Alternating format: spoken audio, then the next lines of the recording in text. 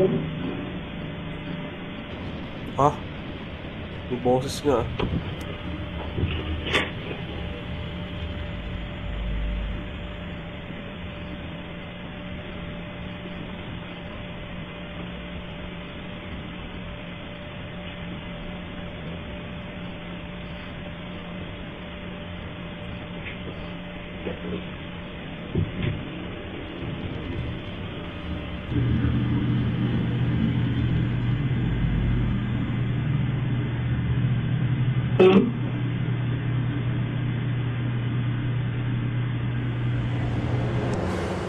Ayon kay Hansel, may gumagaya ng boses ng mga magulang niya sa bahay.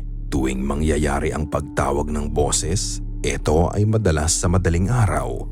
Sa unang video, malinaw mong maririnig ang boses ng ina niya na tinatawag ang pangalan ng kasambahay.